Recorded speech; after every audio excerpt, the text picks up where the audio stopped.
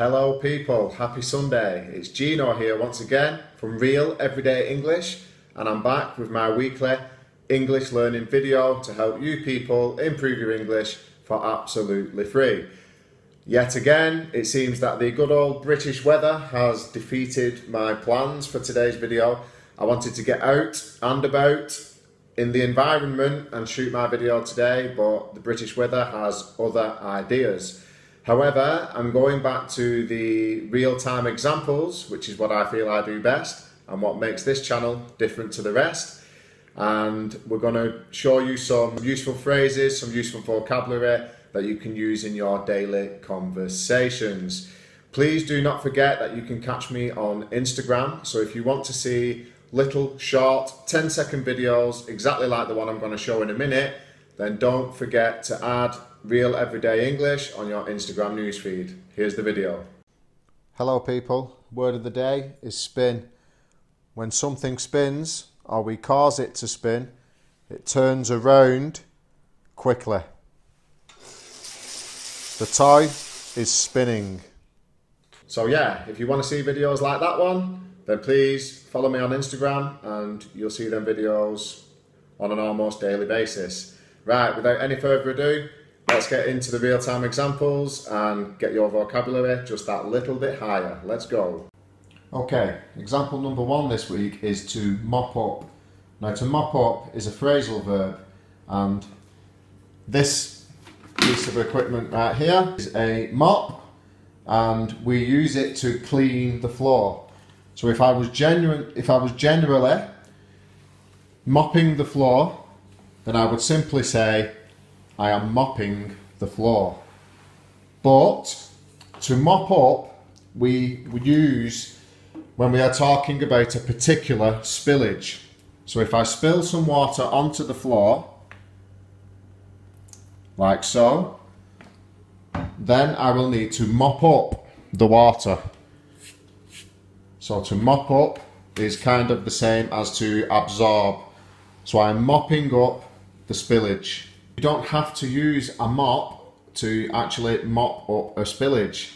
You can use a cloth or a towel. So if I spill some water onto the worktop,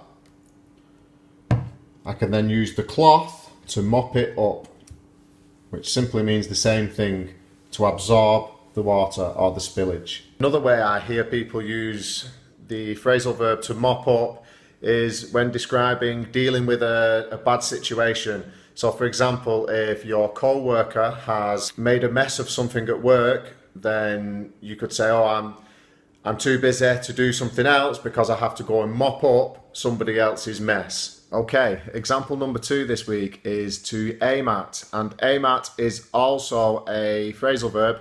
So if I'm going to throw this ball at something, I could aim it at the coach, for example. So I'm going to throw the ball and aim it at the coach. I could aim it at a person, or I could aim it at a set target, but in this particular instance I'm going to aim it at the coach. So here we go.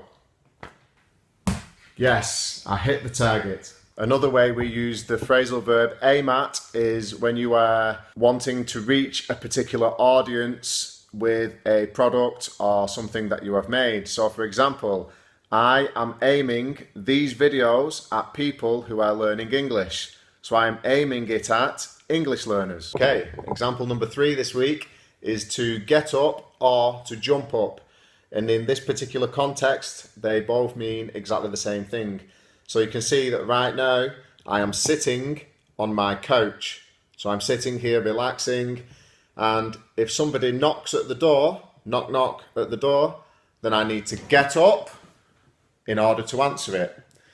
Or I could say, I'm sat here relaxing, somebody knocks at the door, I need to jump up and go and answer the door. Moving on, number four this week is to lie down. So as you can see, I'm sitting on my couch again, and if I start to get a little tired and I feel like I want to get more comfortable, then I could lie down. So I'm now lying on the couch. Okay, so now I'm lying down on the couch. This leads us on to the next phrasal verb that I'm going to teach you today, which is to fall asleep. And to fall asleep is the exact moment at which a person goes to sleep. So if I lie here and get comfortable, and then eventually I'll fall to sleep. Okay, the next example for this week is to turn around, which simply means to turn your body.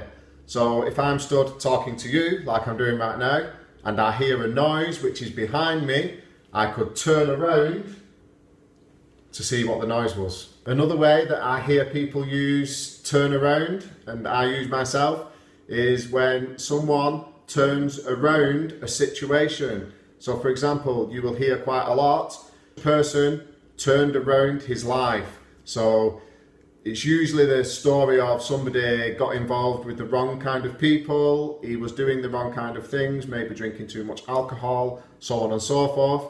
But now he's turned his life around, he's held down a job, he goes out jogging every day and does all the things that are good. So that is another way in which we use the phrasal verb to turn around. The next example for this week is to fall over, which means when a person falls to the ground. So if I'm walking along and there's something on the floor that makes me trip, then I will fall over like so. I fell over.